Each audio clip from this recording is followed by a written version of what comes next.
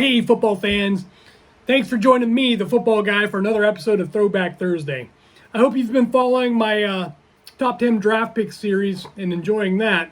And since today is actually the opening day of the NFL draft, I thought it'd be appropriate to wrap up that series with the top 10 draft picks of all time.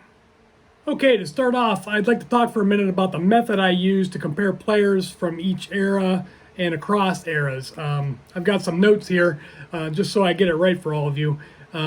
So for my shorts videos of the 70s, 80s, and 90s, the first thing I started with is I had a rule that they had to be inducted into the Hall of Fame because truly dominant players should be inducted into the Hall of Fame.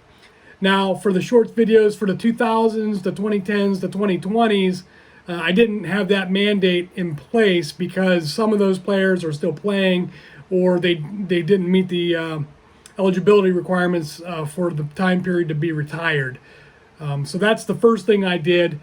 Secondly, I ranked all the players that I deemed eligible by their number of first-team All-Pro selections.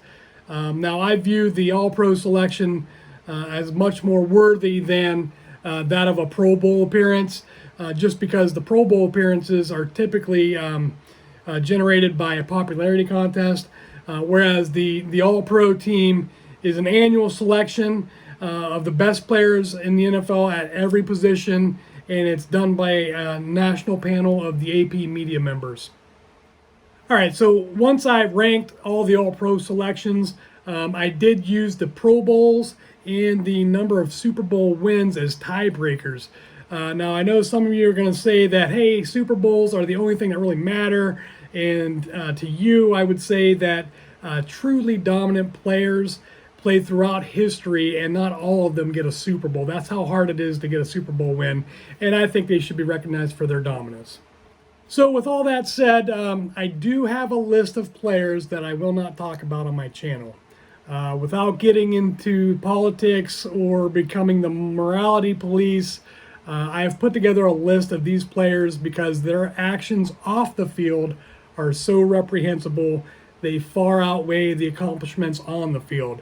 I'm not really going to disclose the names of these players, but I'm sure some of you are savvy enough to be able to figure them out with just a little bit of research.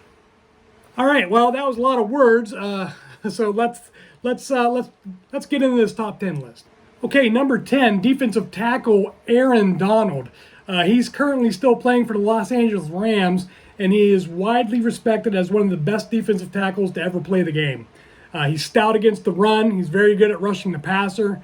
He's got 7 All-Pro selections, 9 Pro Bowl appearances, and 1 Super Bowl win. He is one of 2 players on this list not currently in the Hall of Fame. Number 9, linebacker Mike Singletary. He's a Hall of Fame player that solidified the long history of great linebackers to play for the Bears, and he became a model of what a middle linebacker should be. Personally, I love the eyes. If you ever get a chance to see some of those videos, watch his eyes. He's a 7-time All-Pro, 10 Pro Bowl appearances, and 1 Super Bowl win. Number 8, offensive guard Randall McDaniel. He played 12 years with the Vikings from 88 to 99, and then 2 more years in Tampa Bay. He was a 7-time All-Pro in a 9-year span in the middle of his career there, and he had 12 Pro Bowl appearances, but never won a Super Bowl. Number 7 is going to be Bruce Matthews, offensive guard. He played 19 years in the league with the Houston Oilers / Tennessee Titans. He played every position on the offensive line throughout his career. He was also the snapper on field goals and extra points and punts. So he pretty much did everything. He's a 7-time All-Pro, and he had 14 Pro Bowl appearances, but 0 Super Bowl wins. Number 6 on the list is quarterback Peyton Manning. He played 17 years in the league, 13 with Indianapolis and 4 more in Denver. He led the league in passing yards 3 times and touchdowns, completions, and game-winning drives 4 times. He's a 7-time All-Pro, 14 Pro Bowl appearances, and he had 2 Super Bowl wins. Number 5 on the list, defensive end Bruce Smith. He played 19 years in the league, 15 with Buffalo and 4 with Washington. He never led the league in sacks, but he's number 1 overall for career sacks with 200. He played on all those great Bills teams that actually couldn't win the big one. He's an 8-time All-Pro, 11 Pro Bowl appearances, and 0 Super Bowls. Number 4 on the list is offensive tackle Anthony Munoz. Played 13 years in the league. He played all of them with the Bengals, played in and lost 2 Super Bowls to those great 49ers teams of the 80s. He's a 9-time All-Pro, 11 Pro Bowl appearances, but 0 Super Bowl wins. Number 3 on the list, wide receiver Jerry Rice. He played 20 years in the league, 16 in San Francisco, and he really redefined what a wide receiver could be and became the standard at that position. He led the league in receiving yards and touchdowns 6 times, and he led the league in receptions twice. He is the only player in NFL history to be a 10-time All-Pro. He has 13 Pro Bowl appearances and 3 Super Bowl wins. Number 2 on the list, defensive end Reggie White. He played 15 years in the league, 8 with Philadelphia, 6 in Green Bay, and 1 more in Carolina. He led the league twice in sacks as an Eagle, and he currently sits at number 2 all-time career sacks with 198.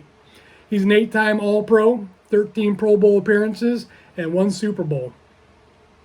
He is one of 2 players on this list drafted in the 6th round. All the other players were drafted in the 1st or 2nd round. And the number 1 draft pick of all time, you guessed it, Tom Brady. He's the other 6th round draft pick on this list, and he played 23 years in the league, 20 in New England and 3 more in Tampa Bay. He led the league in passing 4 times, touchdowns 5 times, and completions twice. He was a 3-time All-Pro. He has 15 Pro Bowl appearances, 7 Super Bowl wins, 5 Super Bowl MVPs, and 3 league MVPs. Well, that's my list. What do you think? Let me know in the comments. What did I get right? What did I get wrong? Who did I leave off? Who would you replace on my list? I'd really be interested to know.